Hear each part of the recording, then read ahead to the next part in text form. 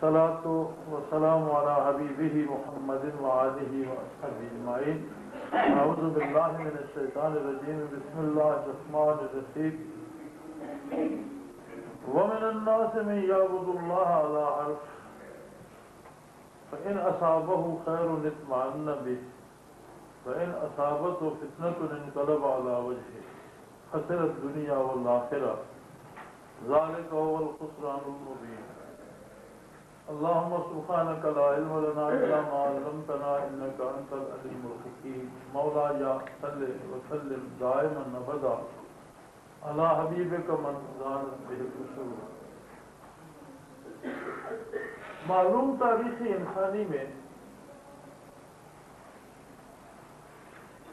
انسانیت پر کوئی بھی زمانہ ایسا نہیں گزرا کہ وہ کسی نے کسی مذہب سے وابستہ نہ رہے.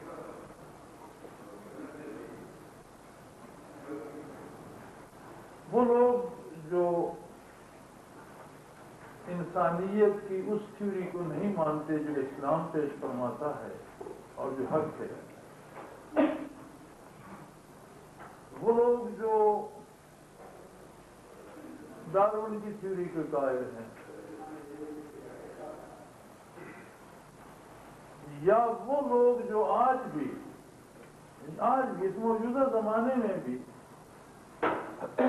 دور دراز جنگلوں میں، افریقہ کے جنگلوں میں، آسٹریلیا کے جنگلوں میں ایسے قبائل پائے جاتے ہیں جو انسانی اقدار سے بالکل نا آشنا ہیں، لباس تک سے آشنا نہیں ہیں.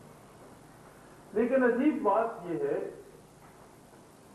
کہ ہر عہد میں مذہب کے نام پر کچھ نہ کچھ رسومات ہر معاشرے، ہر سوسائٹی میں موجود ہیں.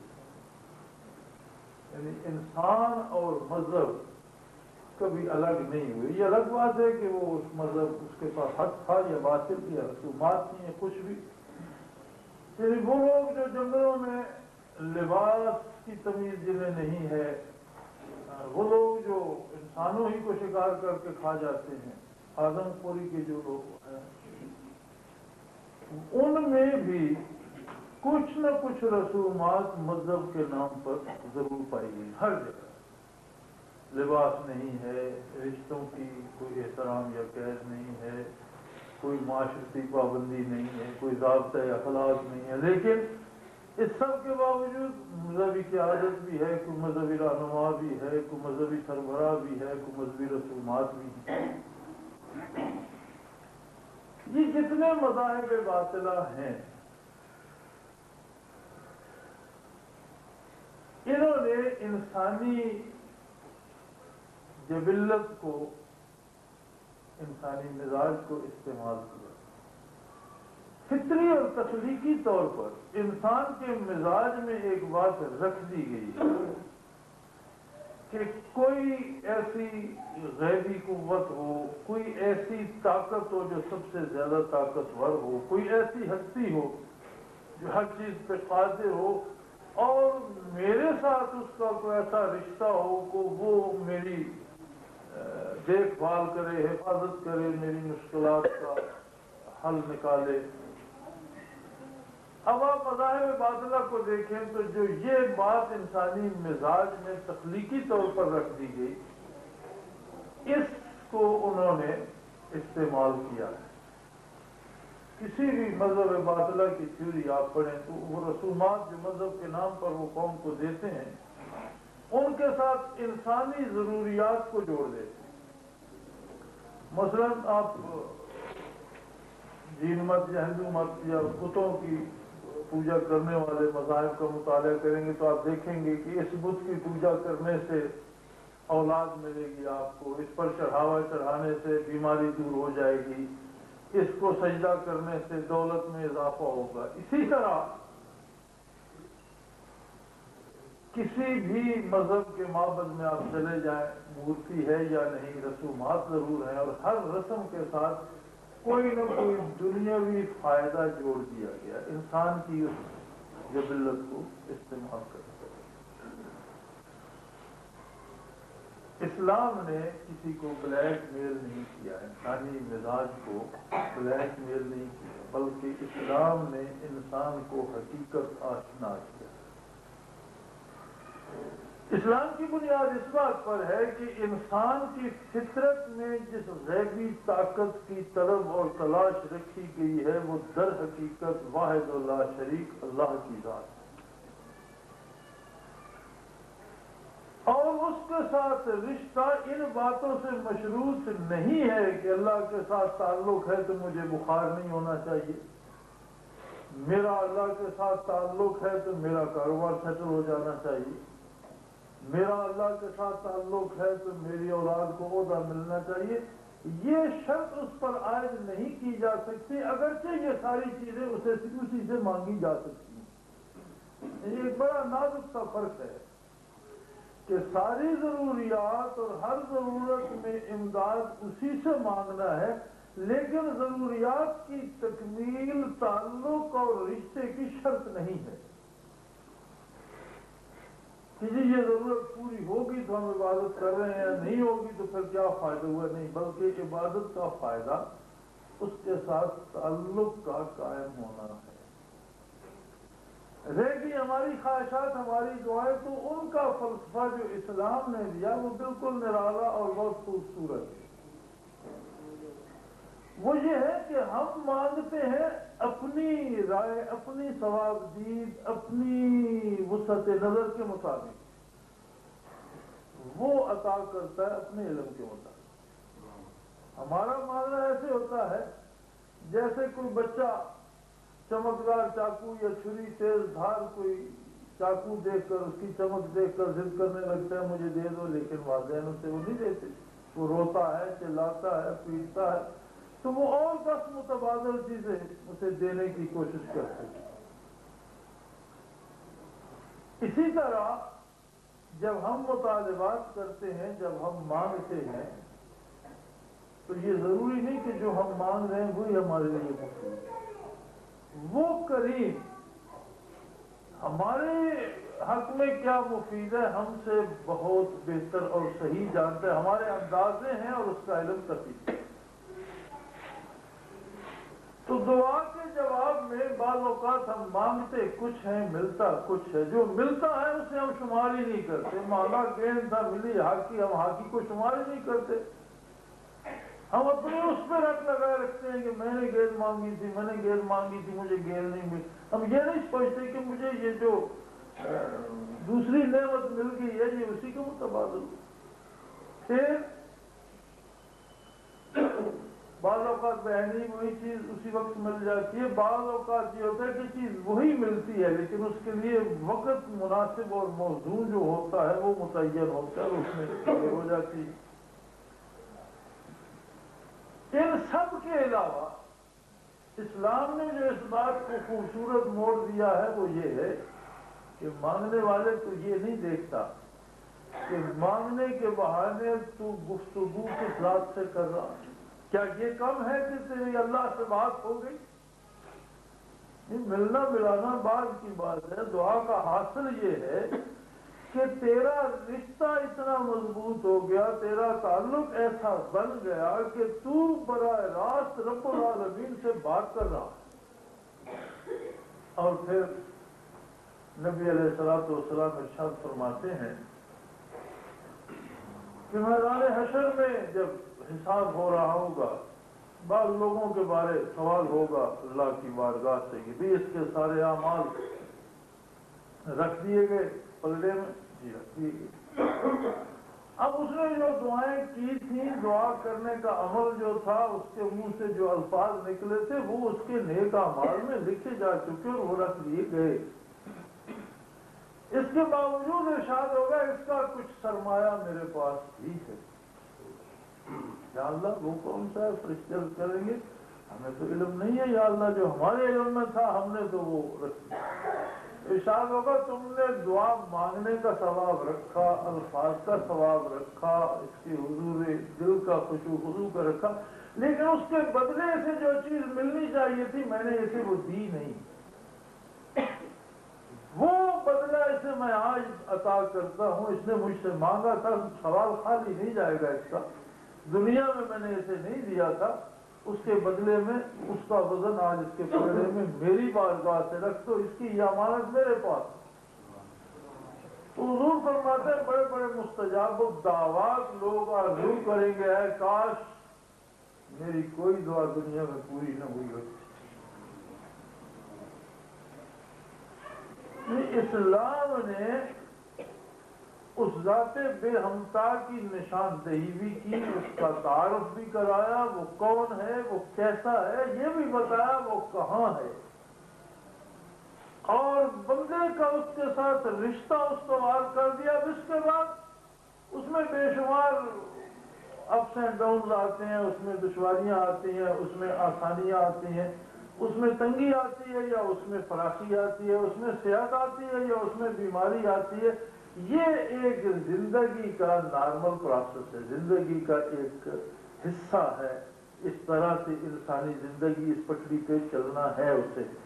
لیکن اس کا خوبصورت پہلو یہ ہے کہ ہر بلندی، ہر پستی، ہر سانس، ہر لمحہ، ہر تنگی، ہر فراخی اس انداز میں اس کی بسر ہو رہی ہے کہ اس کا رشتہ ذات باری کے ساتھ استوار ہے۔ لیکن اگر اس کو اس بات پہ لے گیا کہ فراخی، آسانی، آرام ملتا رہا تو عبادات پہ بھی زور رہا، جب ذرا کوئی تکلیف آئی تو عبادت ٹوٹ گئی، اور پھر یہ رنجش بھی پیدا ہوگی کہ دیکھو جناب ہم تو نماز بھی پڑھتے ہیں، میں نے 20 حج بھی کیے، میں روزانہ اتنی تسبیحات بھی پڑھتا ہوں، اور پھر نقصان بھی میرا ہی ہو گیا۔ تو اللہ کریم فرماتے ہیں کہ مجھے ایسے بیوپاری نہیں چاہیے۔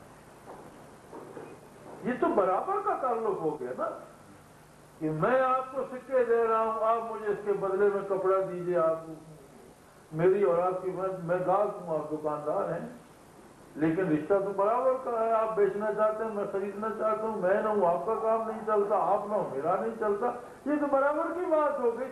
اللہ کریم کے ساتھ رشتہ وہ برابر کا تو نہیں ہے، وہ تو آقا و مولا اور معبود و مسجود ہے، ہم خالق مخلوق عاجز اور محتاج ہیں۔ یہ برابری کا رشتہ تو نہیں ہے کہ میں سجدہ کرتا ہوں تو میری مزدوری کر دے، یہ تو نہیں ہوگا۔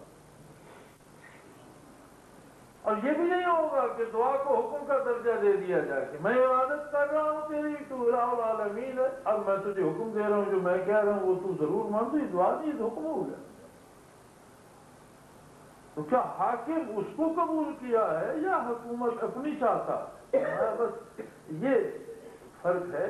اسلام نے اسے اس خوبصورت انداز میں موڑا ہے، فرمایا لوگ بڑی پارسائی، بڑا تقدس، بڑی نیکی کا اظہار کرتے ہیں، کچھ لوگ، سارے نہیں، وَمِنَ النَّاسِ، ایک طبقہ لوگوں کا ایسا بھی ہے یعبد اللہ علی حرف، مشروط عبادت کرتے ہیں رب العالمین کی، ایک کنارے پر کھڑے ہیں۔ فَإِنْ أَصَابَهُ خَيْرٌ اطْمَأَنَّ بِهِ، اگر انہیں نفع ہی نفع ملتا رہے، آرام ہی آرام ملتا رہے، پھر وہ بڑے خوش۔ اچھا آپ دیکھیے ہمارے روزمرہ کے چھوٹے چھوٹے کاموں میں، مہمان آ گیا عبادت رہے گی، زکام لگ گیا عبادت رہے گی، طبیعت خراب ہو گئی عبادت رہے گی، اور باقی جتنا دن بھر کا کام ہے وہ ہو رہا ہے۔ دنیاوی امور میں سارے کام ہو رہے ہیں، لیکن جہاں رشتے کا اللہ کے ساتھ تعلق ہے، وہاں ذرا کوئی مصروفیت، کوئی دباؤ، کوئی بیماری، کوئی ذرا سا پریشر ہے تو سب سے پہلے جو کام چھوٹتا ہے وہ اللہ کی بارگاہ کی ہوئی۔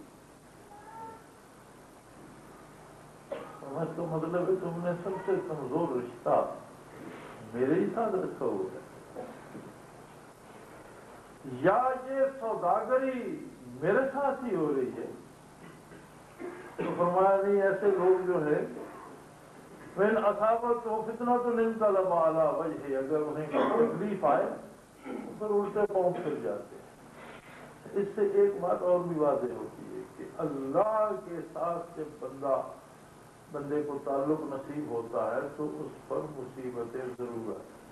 یہی آیت بتا رہی ہے کہ لوگ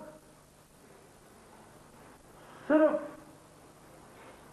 فائدے کی امید پہ عبادت کرتے ہیں، لیکن میں ان پہ دباؤ بھی ڈالتا ہوں، اور پھر جو کھڑے نہیں ہوتے وہ بھاگ جاتے ہیں۔ جو کھڑے ہوتے ہیں، جن کا مقصد رشتہ قائم رکھنا ہوتا ہے، وہ بھی گڑاتے رہتے ہیں، مانگتے رہتے ہیں، لیکن کھڑے رہتے ہیں، بھاگتے نہیں۔ اور یہ بڑا باریک سا فرق ہے۔ مانگنا بھی ہے، یہ نہیں کہ نہیں مانگا، مانگنا بھی ہے، اور مانگنا بجائے خود ایک عبادت ہی نہیں، مانگنا ہی تعلق کی دلیل ہے۔ جب اللہ سے بندہ مانگتا ہے تو اس کا مانگنا ہی اس کے رشتے کی دلیل ہے۔ جس طرح اولاد والدین سے لڑ کر مانگتی ہے، رو کر مانگتی ہے، چلا کر مانگتی ہے، بگڑ کر مانگتی ہے، اسی طرح جتنی شدت سے اس کو مانگا جائے اسے اتنا ہی زیادہ پسند ہے۔ وہ کریم نہ مانگنے پر خفا ہوتا ہے، لیکن اس مانگنے اور عطا کو اپنے رشتے کی شرط بنانے کی اجازت نہیں دیتا۔ بس یہ ہلکا سا خفیف سا فرق ہے کہ رشتہ مشروط نہیں ہے عطا کے ساتھ، لینا سب کچھ اسی سے ہے، دیتا بھی وہی ہے۔ یہ بھی طے ہے کہ ہم اپنا فائدہ خود نہیں سمجھتے، وہ حقیقت کا حال سے خوب آگاہ ہے۔ ہمیں اپنی اتنی فکر نہیں ہے کہ ہم اپنے اتنے قریب نہیں ہیں جتنا وہ ہمارے قریب ہے۔ ہمیں نہیں معلوم اگلے لمحے ہمارے ساتھ کیا ہونے والا ہے، وہ سب جانتا ہے کہ ہمارے کیا ہونے والا ہے۔ سب سے قریب تر بھی ہے، سب سے طاقتور بھی ہے، ہر چیز پہ قادر بھی ہے، لیکن اپنے اور بندے کے رشتے کو، رشتہ اور تعلق دیکھنا چاہتا ہے، اس میں کوئی لگی لپٹی نہیں رکھنا چاہتا۔ اور فرمایا اگر اس رشتے کو مشروط کر دیا جائے دنیاوی امور کے ساتھ اور وہ پورے نہ ہوں، اور بندہ میری یاد چھوڑ دے، میری عبادت چھوڑ دے، میرا ذکر چھوڑ دے، مجھ سے مانگنا چھوڑ دے، میرے ساتھ تعلق چھوڑ دے، یا میری نافرمانی شروع کر دے، خسرت دنیا والآخرہ، وہ کبھی دنیا میں بھی فائدہ نہیں پا سکتا، اور آخرت تو خود اس میں دونوں جہانوں کا خسارہ اس کے حصے میں رہتا ہے۔ بڑی عجیب بات ہے، ایک سوال جو آج کا دانشور، مسلمان دانشور کرتا ہے۔ ہماری یہ مصیبت ہے کہ ہمارا دانشور مغرب سے مرعوب ہو گیا۔ اب اس کے ذہن پہ، اس کے سوالوں پہ، اس کی سوچوں پہ اس کا سایہ پڑ جاتا ہے۔ وہ سوال کرتا ہے کہ جی آپ کہتے ہیں خسرت دنیا، لیکن وہ تو کافر ہیں، اللہ کو مانتے ہی نہیں، اور دنیا کی سپر پاور ہے۔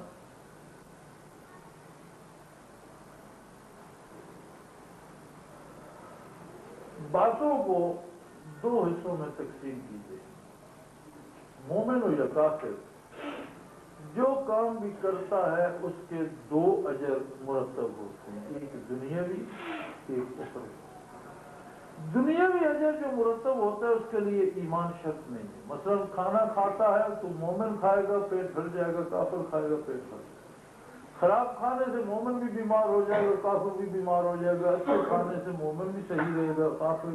یہ جو دنیاوی اثر ہے دونوں کے ایک مرتب ہوگا۔ اب وہ کھانا حلال تھا یا حرام، وہ جائز تھا یا ناجائز، کھا کر اللہ کا شکر کیا یا نہیں، یہاں مومن اور کافر میں فرق پڑ جائے۔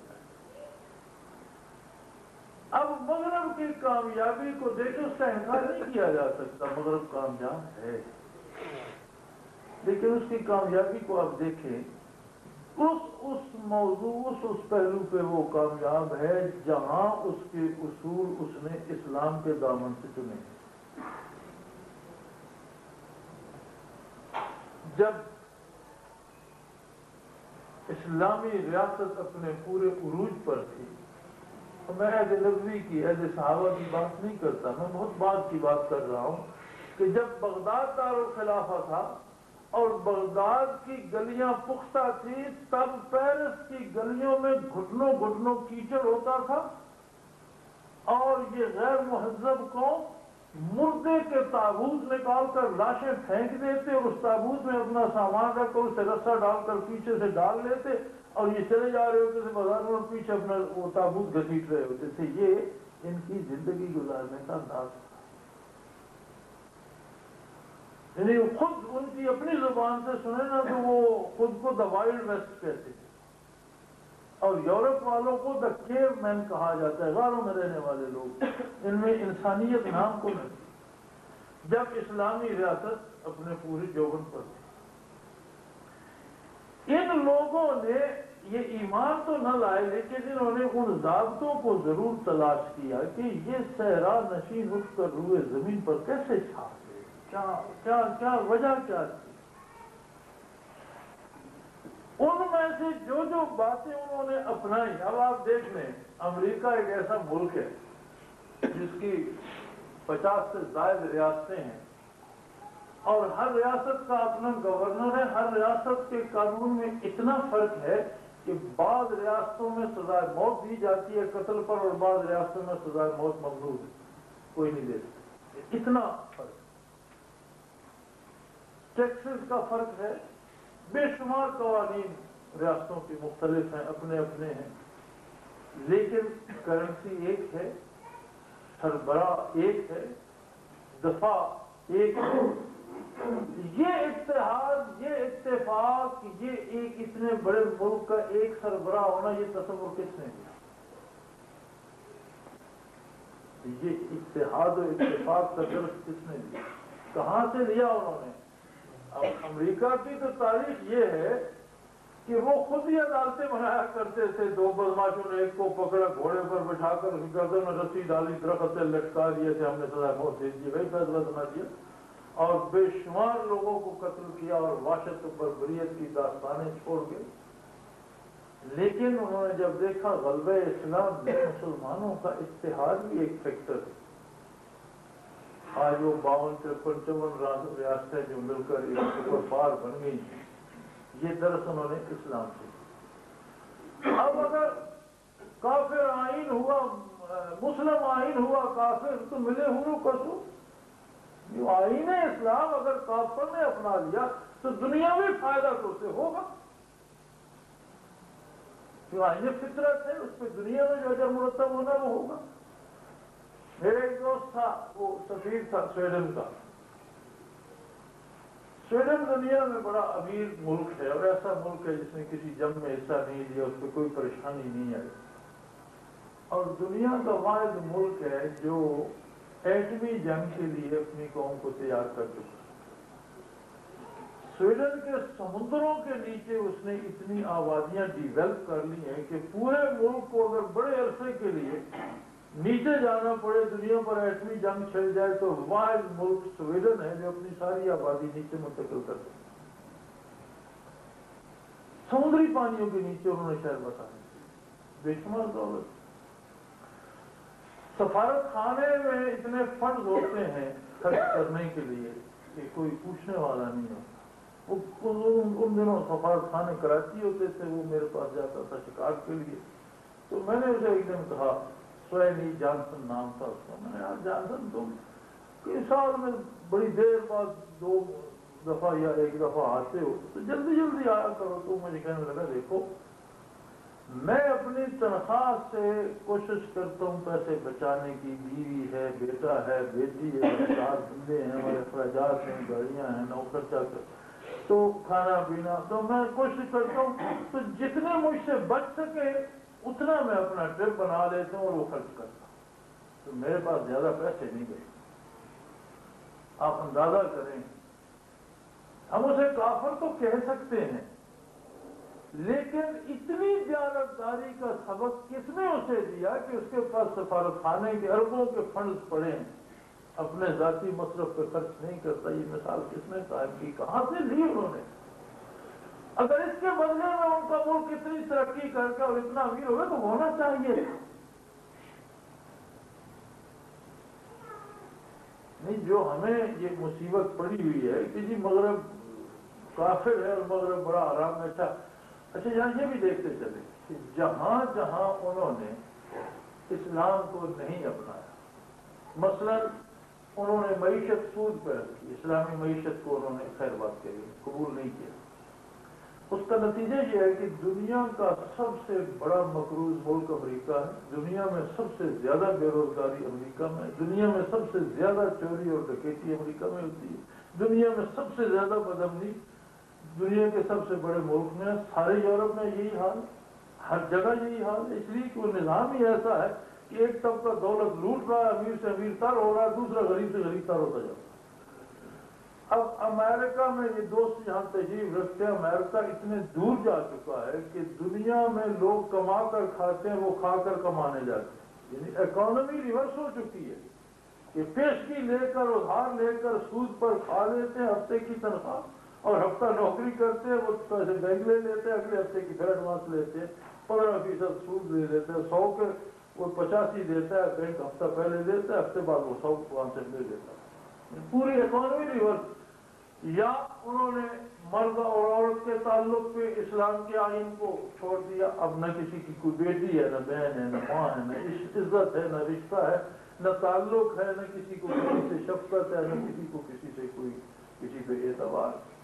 تو جہاں جہاں جس پہلو پہ انہوں نے اسلامی ضوابط کو توڑا ہے، وہاں آج مغرب کا مفکر بھی کہتا ہے کہ آج ہم چاہتے ہیں کہ ہم اپنی خاتون کو واپس لیں، ہم لاز نہیں کرتے۔ جہاں جہاں انہوں نے اسلام کے خلاف اپنی پسند سے قدم اٹھائے، وہاں ان کی بربادی کا حال دیکھنے کے لائق، عبرت کے لائق، اور اس کا کوئی جواب، کوئی حل نہیں ہے ان کے پاس۔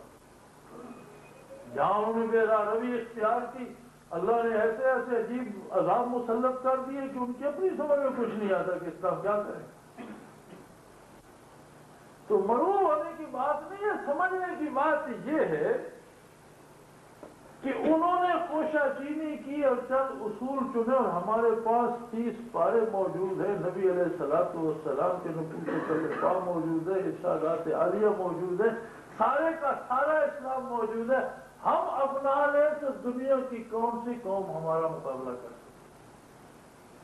آج کا گنہگار مسلمان صحیح، آج کے گنہگار مسلمانوں کو یہ 60 کے قریب ریاستیں اگر یہ یونائٹڈ اسٹیٹس بنا رہے ہیں تو دنیا کی کوئی طاقت ان کے سامنے کھڑی ہو سکتی؟ لیکن کافر نے بنا دی۔ اب سارے یورپ کا انہوں نے ایک ویزا کر دیا، سارے یورپ میں انہوں نے تجارت فری کر دی، سارے یورپ میں انہوں نے کرنسی جو ہے وہ چالو کر دی، ایک ملک کی کرنسی دوسرے میں چلتی۔ ہمارے ہاں بات نہیں بن رہی۔ تو یہ راستے جہاں جن سے اقوام غیر ترقی کر رہی ہیں، یہ راستے، یہ اصول ہمارے ہیں۔ وہ جو علامہ مرحوم نے کہا تھا کہ مسلم آئین ہوا کافر تو ملے گرو قصور، اس میں آپ کے انداز اپنا لیے اور وہ موج کر رہا ہے، آپ نے چھوڑ دی۔ تو ارشاد ہوتا ہے کہ اسلام سراسر سلامتی کا مذہب ہے، لیکن سوداگری نہیں ہے، مشروط عبادات نہیں ہے، مشروط تعلق نہیں ہے، بلکہ مشروط تعلق والوں کو رد کر دیا جاتا ہے۔ اور یہ یاد رہے کہ اسلام میں مشکلات آتی ہیں، اور یہی آزمائش ہے کہ بندہ اس پریشانی کو، اس مشکل کو، اس دباؤ کو برداشت کرتا ہے، لیکن اس تعلق کو چھوڑنے سے تیار نہیں ہوتا۔ یہ اسلام، اور اگر اس کا تعلق اتنا کمزور ہے کہ ذرا سے پریشر سے چھوٹ جاتا ہے، ذرا سی مصروفیت سے اللہ سے رشتہ ٹوٹ جاتا ہے، تو فرمایا اس نے دونوں جہاں کھو دیے، یہ جہاں کافروں نے چھین لیا، اگلا جہاں ویسے عذاب میں برباد۔ اللہ کریم اتنے بڑے نقصان سے معاف رکھے، ہماری خطاؤں سے گزر فرمائے، اور ہمیں توفیق دے کہ ہم آقا انعامدار صلی اللہ تعالی علیہ وسلم کے ارشادات پہ اور آپ کے نقش اقتفا پہ عمل کرنے کی قابل ہو سکیں۔ آخر دعوانا الحمدللہ رب العالمین۔